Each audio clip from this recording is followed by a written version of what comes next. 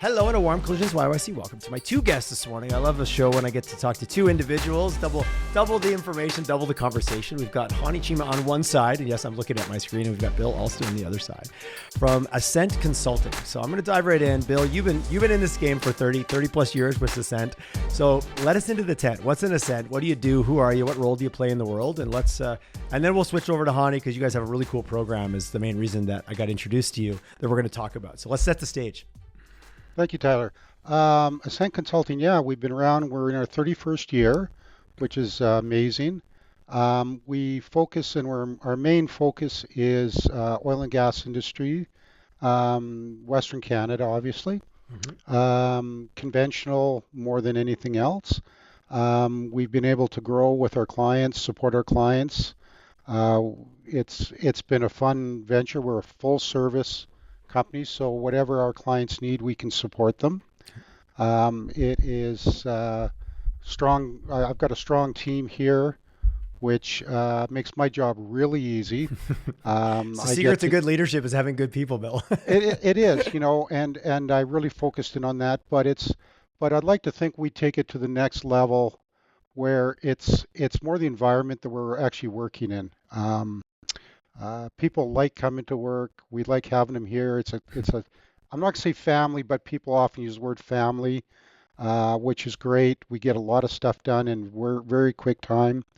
So yeah, I'm really proud of our team and what we've done, and sort of the new direction we're leaning right now. It's something that we've talked about for a while, and I was in our incubator probably for a year and a half, talking about emerging energies and stuff, mm-hmm. and not sure in where we're going, how we're going to get there. We are a smaller firm. We're 70 people growing, okay. But we're also looking at the market, and the guys who are in the emerging energy market right now, doing the hydrogen and carbon capture, are the Fluors and the big boys. So. It's kind of tough to compete with a multi-billion-dollar company and us little guys, but we think we found our little piece of the pie, and I'm really excited about it. We've made a commitment on multiple levels. So let me turn over to Haney there, and he can kind of walk you through. He's spearheading it for the company, and I'm in the background kind of supporting anywhere I can. Amazing. Well, before we turn it over, I do have a couple. I love asking questions, so I'm not going to let you off just quite yet. Who are some of your clients? Can you share? Do you feel comfortable with just because it gives the audience an idea? And if you're not, or there's just a degree of doesn't make sense for you, that's fine too. But sure. I'm curious to just unpack who those are, because I also love what you said about the Fluor and the big guys. Also, sometimes they don't that's a certain way of working. And sometimes being a smaller company myself, working with other more entrepreneurial ventures, those big models aren't always the best fit either, right? No, mm-hmm. No, definitely they're not. So our current clients, I guess the one nice thing with our clients is once you become a client with us, you tend to like the way we operate. Our business model adapts to their business model. Mm-hmm. But right now, we're working with Whitecap. Oh, nice. We're working with Varen, Advantage, Secure, and then there's also some junior upstarts that we're also working with, which is really cool. Like I said, we've had most of our clients for 5 years plus, okay. Which is great. Which going through COVID and everything else, it just really helps us to make sure we're hitting the marks with our clients. So. Well, in that service industry model, that retention is like good service and delivering. And, that was, those names are all recognizable names in the market. I've had Grant on the show. I know Grant quite well from Whitecap. And it's such a small, Western Canada is the biggest small town ever. I've made that joke many times before. But because of that, if you mind your P's and Q's, you get to work with partners for a long period of time. If you don't, word gets around on the other side too. So it's to your advantage on both ways. It is. And in the engineering business, people talk about one and done. You do one project for a client and you're mm-hmm. done with that client. We've never experienced that, which is great. I hope we never do. But it's that speaks volumes, Bill, unto itself. It does, yeah. Well, Haney, let's give you the floor here for a second. Introduce yourself and also tell us what you were in the emerging energy program. And I know when we chatted on the pre-calls, it's clearly something you're very passionate about. That was what I left with. The feeling I left with. Yeah. So Haney Cheema. I'm a mechanical engineer. Been with ASCENT for a number of years. My diverse experience and skill set kind of helped incubate the idea that Bill wanted us to pursue, was to really explore the market in terms of what's out there. Obviously, we've been hearing about the newer technologies and the hard tech that was coming out. But there seemed to be a gap between all the talk and action in terms of those being implemented. So when we dived into our research, we went in deep to figure out what were the pain points or pinch points in essence, uh, that were kind of slowing down the transition or the scalability of these solutions. And in our research, we found out that in essence, the startup space is very nimble, very agile. They're cash strapped in many ways. They've got these great ideas that are, in essence, R&D project spin-offs, especially in the hard tech emerging energy space. And when we say emerging energy, it's everything to do with hydrogen, CO2, biofuels, carbon capture, lithium, anything to enhance the efficiency and the productivity of our existing uh, energy sources. So like in that space, this is hard tech. This is not like a SaaS platform or uh, software development that could potentially happen in a much closer, tight-knit in-house incubator per se. This requires Okay, so this is physical gear, hard gear out in the field, and you guys being involved in that, taking it kind of for like exactly. it worked on the And, bench, but and I does it guess work out in this the real is world? there's a there's a huge gamut of risks associated with hard tech, right? This requires a ton of investments. There's a ton of players involved. There's a lot of aggregation of technology that has to happen, and then it needs to all come together to scale at a certain level for it to be economically viable, etc. So in that research, we identified that one, there's that approach in terms of the nimbleness and flexibility that is sort of inherent in a sense culture to begin with, but that inherent skill set or that inherent culture in essence helps startup kind of see the value that ASCENT could bring because it's sort of aligned with where they're at. We're not looking at huge revenue sources in terms of how we bring these projects in and to scale them up, but we're looking at how to do them effectively, efficiently, de-risking them from the get-go with a long view of them being scaled to commercial level. So we engage with startups in that space, but that kind of involves working with all the incubators that are already out there, which of course includes, like governmental, non-governmental plays. There's industry-led initiatives as well, and we're involved in a whole bunch of them.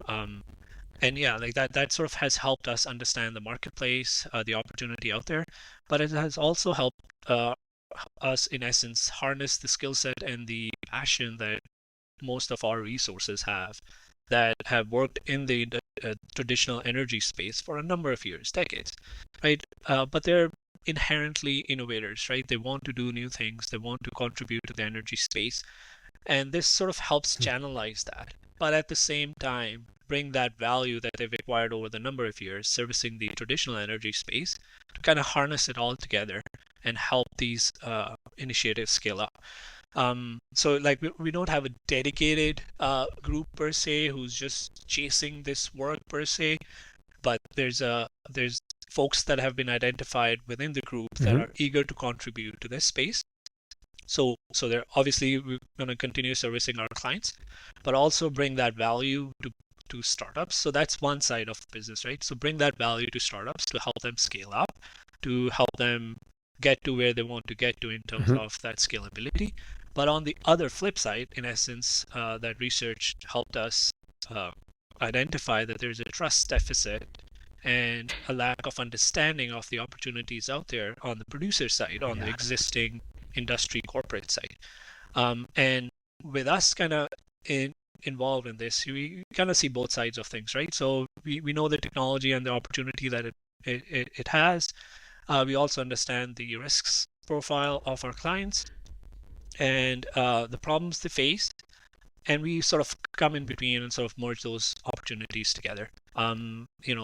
that collision that Collision YYC is what we're trying to get towards right here as well. Yep. Talk to me about, and it's maybe a funny question. It's a different lift on each side because you're really a kind of the marketplace. You're in the middle, and you've got a conversation with established long-term, even that list you listed above, that do things the way they do them. There's a high degree of governance, there's safety, there's risk concerns, there's financial, and you've got the startup who's nimble and fast, which also can look really risky from the outside. So when you look at your role as kind of being the middle child, if you will, balancing out these two groups, is one more difficult than the other, or is it just about putting on the right hat depending on who you're talking to? We've always been in the middle, frankly, right? Right? Yeah, pretty much, right? There's drivers you're comfortable on the in that side, space, yeah. There's drivers on operational, technical sides, and there's realities of a project. And we have to obviously do that to the best of our abilities, to the standards that the industry expects in the timeline and the costing that's associated with it. So there's plenty of pinch points that come with the business that we're in, but that's inherently the business. And right, so like Bill mentioned. Yeah, pretty much. Hence the expertise, so as there was 30 years in the and making. this is something that's part of our culture, is to try and understand our clients, and startups are our clients as well. So we kind of sort of tend to mirror the culture and the skills, actually not the skills, the culture and the execution style of the client, be it startup or an existing industry player, and sort of understand their perspectives, because ultimately it comes down to understanding each other's perspectives and bringing forward the solutions in the light of those perspectives, so they're more palatable, they're more digestible, they're more understandable. So what are the risks and the opportunities on the existing business side, as well as what are the risks and opportunities on the startup space, is what we tend to look at and sort of monitor and help and bring both all of them together. The industry is fairly de-risked in that sense. They're risk averse. They don't want to be sort of jumping in deep with technology that requires a ton of capital without it being kind of validated and tested, etc. But I think we can bridge that untested that trust deficit gap, in essence, by being a key player in proposing those technologies. And part of our job is really to understand what is out there on in the startup landscape, right? What are the opportunities that are out there, to compare them, to offer a couple of solutions, their pros and cons, to the producers, for them to be able to kind of know that this has gone through the lens. Because as a producer, you only have so much time too to be aware of all these little things, and like, when is it opportunity and when is it noise?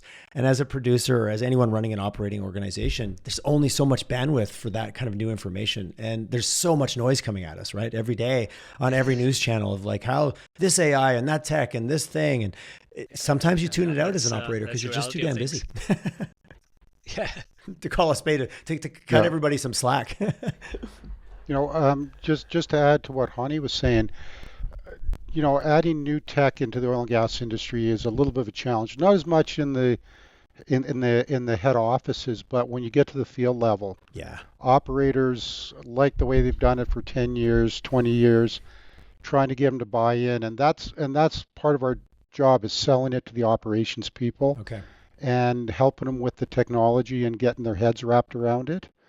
Once you do, they love it, but it is. It's change. Change is a real thing, Bill. It is, yes. I'm going to paint a bit of a picture, and this is my own kind of jumping. So you're in a relationship. I literally have it drawn out on my sheet. There's clients on one side, there's Ascent in the middle, and clients on the other side. And you've identified a technology, you've identified a producer that can benefit from it. There's so much that can hurt you in that startup space. The ability to scale, the ability to commercialize your offering, to get the funding behind it. So I'm seeing you in the role that you play, and I understand the role a firm like yours with the engineering background can do. What happens with all the other variables that also go with commercialization of a solution? Like, okay, I'm a white cap. So picking on Grant, I'm a white cap, and I go, I love this solution. I want 150 of them. And the startup goes, are you nuts? We have 2. What happens next? Because you got the process of getting it in play. There's so many other things that unfold that can make that successful or fail. And if I'm being way too prescriptive in my question, you can tell me to back off. I'm sure this happens, or it's going to happen. Anybody want to jump in on what happens next? I'd like to jump in on that one, I guess. So one of the avenues we bring to the table is our relationship with manufacturers, Mm, packagers, and Haney's taken the steps to start to develop those relationships with this market, saying, guys, would you be interested in not necessarily investing, but having space, willing to help develop, mm, commercialize, and we're getting very positive feedback over it. okay. So I think that's one of the things that we can do to help them. Um, but part of our job is also training in the field. It's training in the office. It's making sure everyone's comfortable. So Mm. um, one of the things that I know Hani's looking forward to is working with some of the new upstarts and introduce them to some of the packages that we know, people who have come on side with us. They're Okay. not with us as a joint venture, but they actually see the value that we're doing as well. So So I've added a layer. So I've got the clients on one side, I've got the clients on the other, users, yeah, the startups on one side, but I also have the manufacturer and the packager kind of on the bottom. I'm kind of building this thing. yeah, I like a good whiteboard as I sit here and scribble on my, but I'm picturing that of like, because that relationship of even getting in the door, and I'm a manufacturer and I do things at scale, and I have a little startup that I've never heard of. I don't really know. I don't trust. I don't have a relationship, comes to me. That's very different than if Bill picks up the phone. correct. Yeah, no, and that is 100%. Yeah. Um, That makes a lot and, of sense too. and you know what? The other thing is some of these products don't fit on your desk. They're rather larger in Yes. Yeah. size. Yeah. Yeah. And you know what? All these shops and manufacturers have shops and floor space and yard space that they're willing to donate as part of the development. So Mm. clients or future clients can go do a walkthrough, touch the equipment, which is really exciting too. Um, Would you say overall there is kind of an excitement and openness, but then we also get derailed by, I don't have time, I don't have resources, I'm busy, I'm doing what I already do. And but when you talk to most people, they don't usually go, no, I'm not interested in new and exciting things. I'm not interested in being involved with energy transition. I don't usually hear that, but then reality life shows up, right, and kind of blocks it. Mm-hmm. Tawny, do you want to jump on that one, I or think the Western Canadian space is very technical savvy. Like if you look at the per capita percentage of that, Mm-hmm. I've also had the luxury of working in the fabrication construction space in the early part of my career, and some of those connections Okay. and the learnings that I've acquired through that is what our trades are really eager to contribute to. Like we've got this simmering, I'd say, That's cool. under the underground, this desire to be the best at what we do, because frankly we're potentially the leaders in the energy space. Like if you look at the yeah I'm okay with that, Ani. You can be yeah blatant. There's no reason why we should not be seen as the best at the thing that we do the best at. I agree. I'm very pro that message. I think sometimes we need to we don't beat our own drum as loud as we so should. So we in please go essence ahead. You're are in a the safe leaders space in for this that. space, right?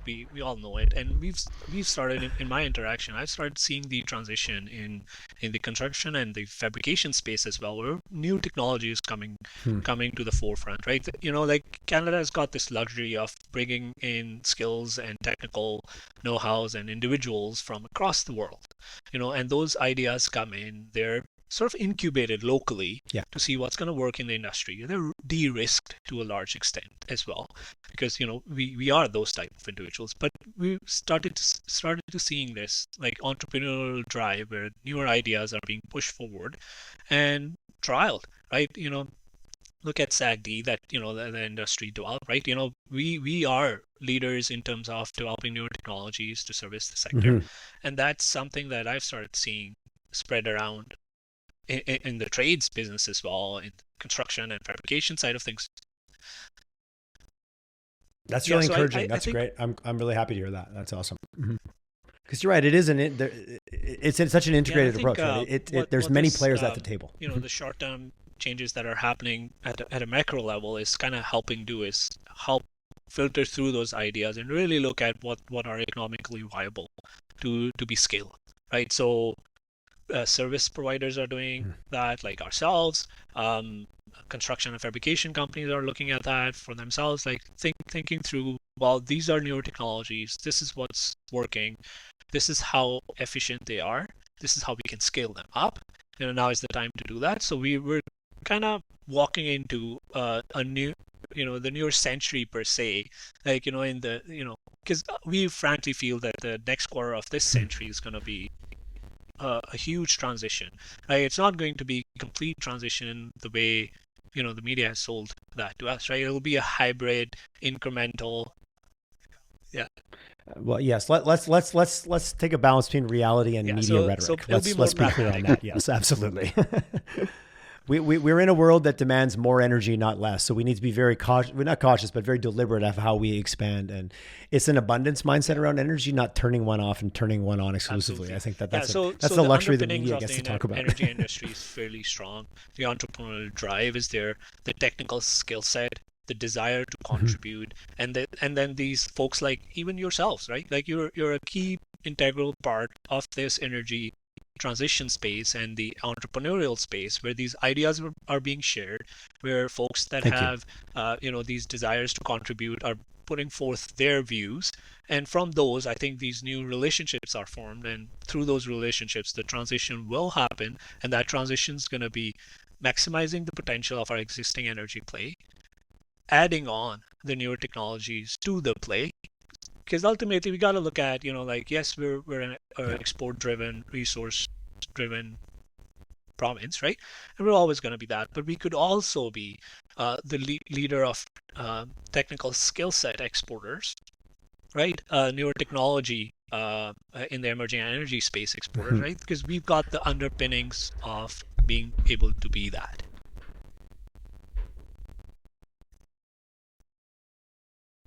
That is I could not agree with you more. I like, that was a great, that was a great rant from a positive perspective in terms of, like, I just think we need to own that a little bit more, because you're right. We have the makings for the cake. Just sometimes we need to push a little harder to get it all put together.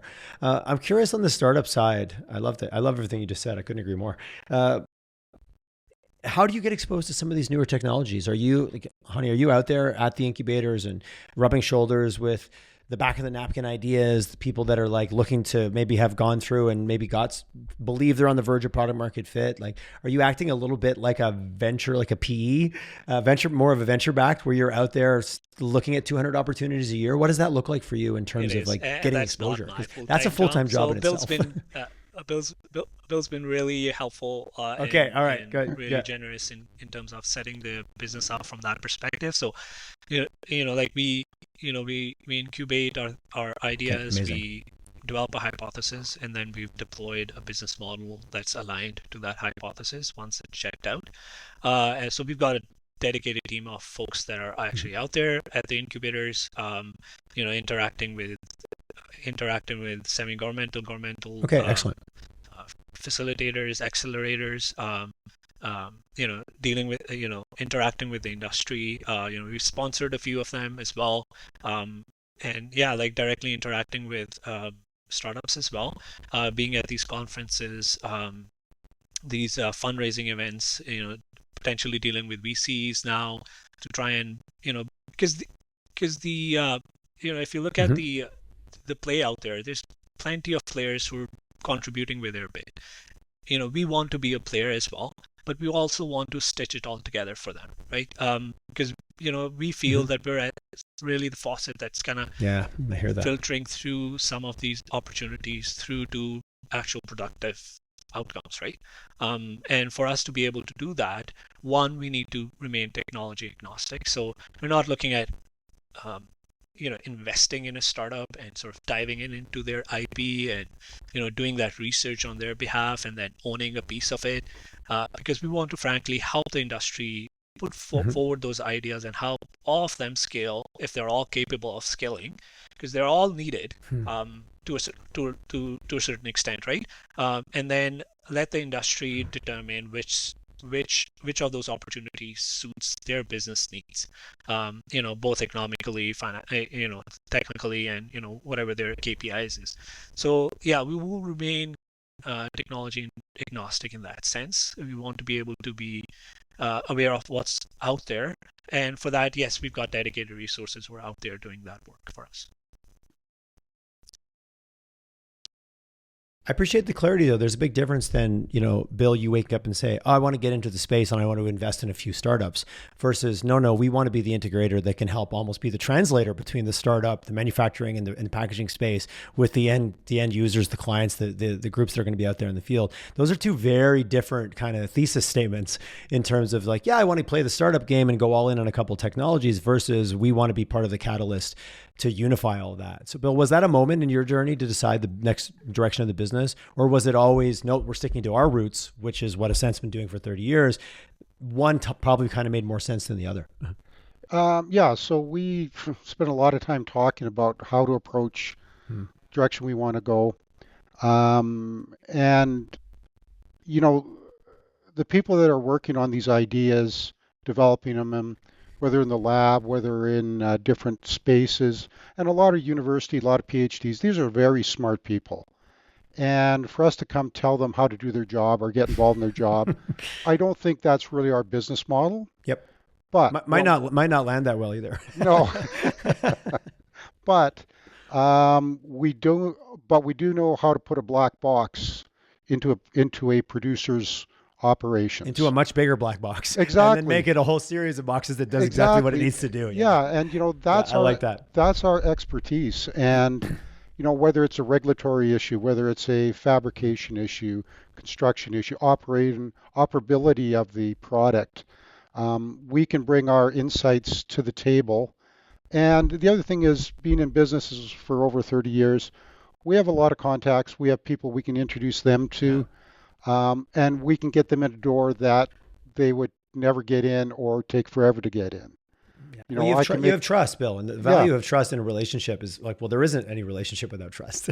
Yes, but it is, and most of the people developing the products aren't necessarily business people, entrepreneurs. Yep. They're technical people. Yep. And our goal is to try to help them achieve their goal. I was able to achieve my goal. We've got ASCENT, and I'm proud of what I've built over the years and the people and the direction the company's going. So hopefully I can pass that down. The other thing that I should have mentioned is we are very big in the community, and it's the oil and gas community, Canada as our community, the province, where we're always trying to find a way to give back to people around us, things in need, but also help develop. It's that old saying, you can actually give a man a fish, but if you teach him how to fish, he has dinner for life. Absolutely. Right. I couldn't agree with you more on that one, Bill. One of the other initiatives that we've rolled out this year as part of all this is doing bursaries and scholarships to universities. Oh, fabulous. That's awesome. So to me, that's nurturing that next level, almost like another startup venture for us, if you want to call it that. The next generation is our start. Yeah, for sure. It's the feedstock of what the future looks like, right? Absolutely. We all should be building our replacements every day, and exactly. However you want to interpret that. I do appreciate that because there was for a while, I think, certainly media wise, that maybe getting into the energy sector that was maybe not something, or it was kind of painted with a negative picture. I feel that shifted. I feel it's a lot more broad. I feel when you have conversations about energy transition and make it an inclusive conversation, a lot more people get interested in it again. So everything goes through cycles, and sometimes I do blame the media for the cycles that get created. Yes. Yeah. And I talk to people in the real world, and that's not the conversation that's having at all what I just saw in the headline. But I digress. We live in a world of topsy-turvy headlines right now as we're recording this the early part of April. And I haven't looked at the news in the last 5 minutes, but God knows it's probably changed. Yes. But the need for energy and the need for people to be in the space and the possibility of creating change. I think the news cycles can come and go. That's not going anywhere. Curious both your perspectives. And I always love to try to look at the world from the outside in and, not assume anything. If I put the startups on one side and I put the producers on the other side, and I'm not talking about volume. I'm talking about the solutions versus the need. if the scales were in front of you, the scales of justice here, would it be a little bit more weighted? Is there a little bit more ideas out there looking for a home, or is it weighted a little bit? No, there's a lot of producers that, yeah, they maybe only have 5 or 10% of their allocation for research or new trial, but because they're big companies, that could be a big number. How would you guys tip those scales if they were in front of us? Is it even, or is it tipped maybe one way more than the other?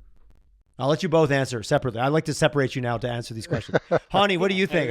Where would you put your finger on the scale? Great question. Really hard one to answer. In my view, You're welcome. There's an understanding of issues on the producer side, the opportunities, I'd say rather. But there's a lack of sort of external input in terms of identifying those issues to drive them into solutions. Like in essence, the industry has accepted them as the way of doing business, right? A lot of times when you come in from an outside perspective, which is where the startups are coming in at, and they're like, well, I've got this niche problem that I've identified. Here's the solution that I have. And a lot of times that identification of problem is perfect, but there's a number of varying similar problems in the industry that this solution could also help facilitate or bridge the gap. Oh, I see. Not always seeing because you were so focused on solving, XYZ problem, but XYZ problem links into ABCD problem. Like industry incubator, like Avatar, for instance, we were a champion sponsor of them this year. Yeah, great example. Yeah, Kevin and his team are doing some. That's a fun example, and it's great to point out because not that many years ago, something like that wouldn't have gotten traction in our city. In that sense, they're bringing everyone from the varying producers together to work on problems that are problems that everyone knows about, but helping identify the potentials of those problems. And once those potentials are identified, maybe they'll spin off into a startup. Maybe the solution's already out there to help bridge that gap. So I think there's a bit of both. Yes, there's a lost in translation kind of bit that's happening a little, where the opportunities exist, but they're not quite obvious to some of the startups, and the startups' potential exists, but it's not quite obvious to the producers. So it's kind of hard to kind of gauge where it sits. But a lot of times these startups have hard tech, right? And those hard tech is great on paper, right? The physical side of things is where I think the producers would then start converting into buying into those ideas, which I think is where the gap is really, and that's where the most risk is, because that's kind of that chasm, right, between the idea and the incubated to actually turning it into that first customer, right? The chasm of despair. I've heard it called lots of the winter of the startup journey. I've heard it called lots of things. So I'm hearing a little bit that the scale is potentially tipping a little bit more on the opportunity side, just because of the scope and scale and the understanding of like what are the problems in the industry and more of the complexity. And I heard something years ago too, like don't fall in love with the problem, fall in love with your potential customer's version of that problem. That's kind of what I heard you said, if I was going to paraphrase it a little bit. So I'm tipping the scales a little bit more that way. Bill, what's your you get the privilege of going second here. So what's your perspective on the scales of balance we're playing around, the metaphor we're playing with here? Interesting. I would agree with kind of what Haney said, but one thing we have to keep in mind is when you look at the majors here in the city and within the province and whatnot, they all have their own development groups, R&D groups, whatever you want to call them. And I think this is a great tool for them to bring new ideas into that group, and so I think now, by the same token, you've got so let's say we categorize it with majors, intermediate and junior oil and gas companies. Majors have everything dialed in for studies, future development, direction they want to go. Intermediates, well, they'd like to be there, but it's costly and it's more about production. We get that. And the juniors are about cash flow. Like any small startup juniors, they're not going to spend $1 on a new technology unless it's going to save them money or make them money. So I think one of the things, having the startups as well as the producers, it does introduce a lot of tech into the world that we are supporting, and the majors will be the first to adapt it. Sort of the intermediates are willing to listen more, and I think the smaller companies are like, yeah, that's great, but no. I think we're Ah, going to just, interesting. that's kind of how I see, and Yeah. that's how I'd focus our Well, view and you've on. been on the journey, Bill. You've been around when there was 400 or 500 juniors. Now there's 75, or like I've heard some of those numbers. It's a fundamental shift. So they're fighting harder, slugging it out. Like it's a different world than it was even 10 years ago. From anyone I've talked to who's lived in the space, they're like, hey, let's talk about how the landscape has fundamentally changed in the last 10 or 15 years. It has, yeah. No, it is um, total different mindsets, directions. I like what the majors are doing, obviously, both from an environmental point of view and Mm-hmm. trying to try to get as clean tech out there as possible, which is really interesting. Um, Well, the optimization, the efficiency, the streamline, like don't we? I think we joked earlier, even offline, about don't waste a good crisis. Well, if you look at 13 to 19, the energy sector retooled itself in a really powerful way that I think if you're not close enough to it, or at least have friends in it, it's easy to overlook that and think of it as this, oh, this is this kind of industry. But inside, the amount of technology, the amount of efficiency that's been gained over that period of time is like it'll never go back. I don't think it's fundamentally different oh now. yeah, it is 100%, Yeah. 100%. Yeah, And I yeah, think for the better, anytime you increase it, I'm a fan of efficiency and being effective on outcomes. I run a small company. You don't have an option if you're yeah, not it's true. efficient and effective, you go out of business. So it's kind of a non-negotiable, which I'm okay with. But even in our world, working in marketing, we had a town hall yesterday and talking about those little experiments that, one of our team like took a 10-hour project and turned it into a 20-minute project because he just took the initiative and saw the thing that was like, how do you promote that willingness to try and experiment? In our world, we're playing with marketing.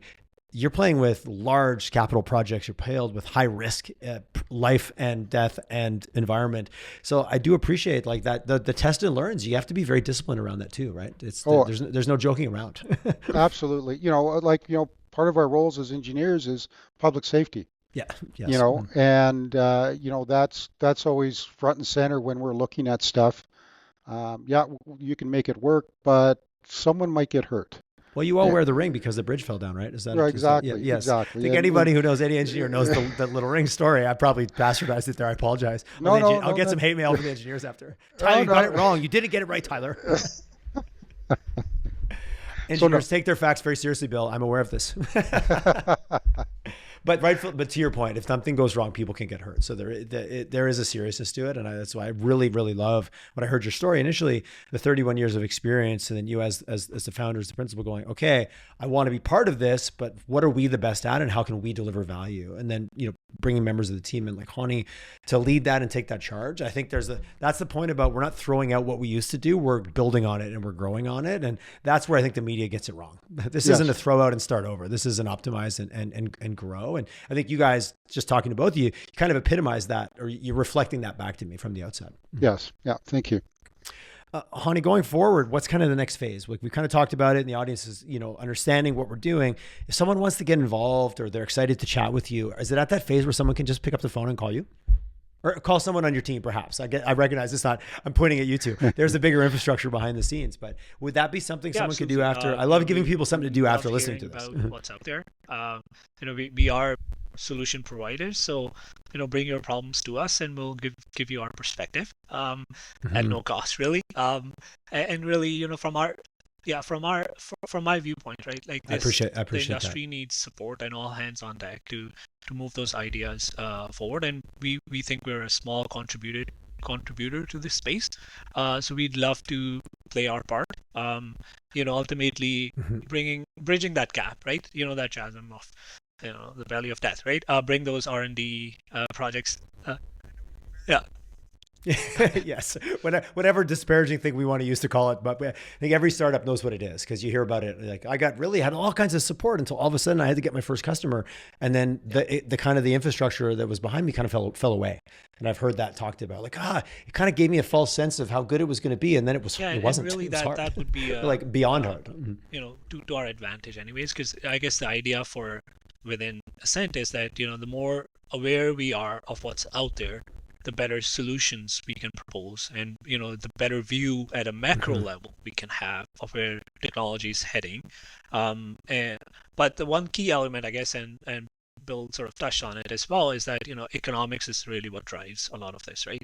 Policy has driven some of the initiatives in the past, and maybe will still continue to do, but the industry in general is driven by the economics of things. So how can we make it more economically viable for a startup to be able to offer their services that is an easy payout or relatively competitive payout for a producer, and that technology is hitting the ground sooner rather than later. That's very obvious, with our interaction. So, that appetite is there. The understanding of perspective is going to be the key.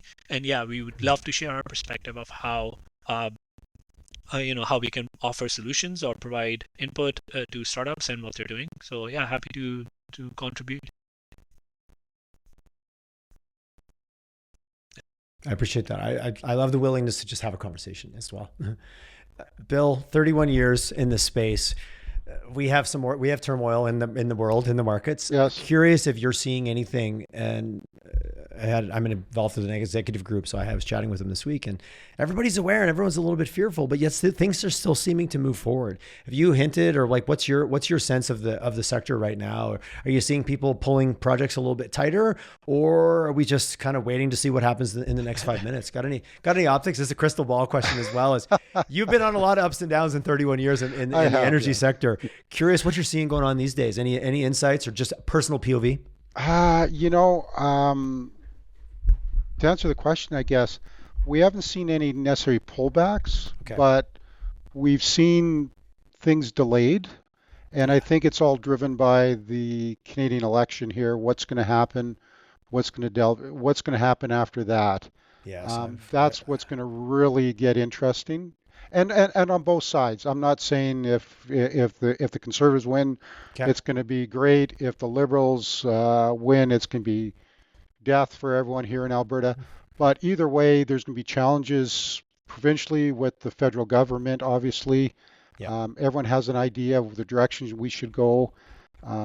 So I think, everyone's trying to come up with their own game plan. And once they know the rules they're playing by, once the federal government's back in place, then that's when we'll see the real action, I guess, one way or the other. Business hates insecurity. Exactly. or lack of clarity. Yes. Absolutely. And I think that's what politicians play short-term games and good businesses play long-term games. They often misalign. Exactly. I'm not concerned about what's going on down south as it affects Alberta anyway. I think you're right. Our challenges, just to use a broad word, are a little more homegrown than they are blaming anybody in a different market. Exactly. I think you're right, especially right now. As I said, we're recording this beginning of May. We all know what's happening at the end of the month. And I know that there's a lot of talk out there on the street of what might be good and what might be bad. But unfortunately, with politicians, just because they said one thing today doesn't mean that's what they're going to do tomorrow. Exactly. As been proven in spades recently with our friends to the south. Yes.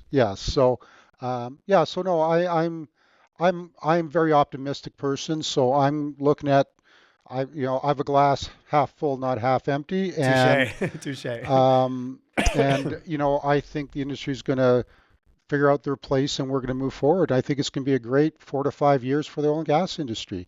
I think we're going to. I've had a few people share that same sentiment. Back to the need for energy abundance. That the need isn't going away, and we are doing it. But the last barrel, as I've heard said on the show before, the last barrel should be our barrel, should be Canadian because it's the best quality. I think we need to be. I think we can always be more proud of that. Yes. Or overtly. I think we are. We just need to yell it a bit louder sometimes. Exactly. We are a little shy when it comes to that. Since we're the ones with the microphone right now, I'm going to take advantage of that. Gentlemen, what's the best way for somebody? Thanks. We're not going to get any more political, so thanks for playing along. I appreciate it. He's like, Tyler, you really put me on the spot here, Tyler. But I appreciate the share. And I always joke, if people are still listening at the end, they're good. They want to hear what they're good. Yeah. Gentlemen, I know you're both on LinkedIn. You've obviously got ASCENTLTD.com, ASCNLTD.com is your website. Go check it out there. Do you have any preferred? Do you like email, smoke signals? In the world of a million channels, do you have anything you prefer for somebody to reach out? No, it's any way they want to get a hold of us, call in the main line. Call the main line, ask for Bill and Haney, and you're good to go. Well, it's probably best to ask for Haney. Yeah, nah, Bill's taking slowly back. And he's like, "Whoa, wait a well, second. I might be on the golf course. I don't know if I'm going to be here." Well, I'm just giving you guys a hard time. No, I think it's. We also have a gentleman in the office here as well, Jeff Dydick. Okay. He kind of works with Haney's group, and kind of goes to a lot of the stuff Haney does. So he's integrated into this little group. Okay. Yep. So he'd be a great guy to start with as well. But yeah, phone in, ask for anyone. Step one, reach out. You guys are ready to chat, and you're very open ready and to very chat. collaborative. I can hear that loud and clear. So yeah, so it's just that I may or may not have time or pick up right away. Where that's Haney's eager. Haney, we're putting Bill in the spot something fierce right now, aren't we? Haney's loving it. He's laughing in the background. Yeah, he is. Gentlemen, I'm just giving you the gears. That was a great conversation. I appreciate what you're doing and the clarity around why you're doing it, and how you've probably spent a lot of time beating up like, what is our why? Who are we? What do we care about? Let's build a model that isn't way off in left field. It's actually building on our strengths. And I think that's an indicator for all, as we think about energy transition, what are our strengths and playing from there versus this, we're going to throw it all out and start over. It's not a realistic. And I think even as a company,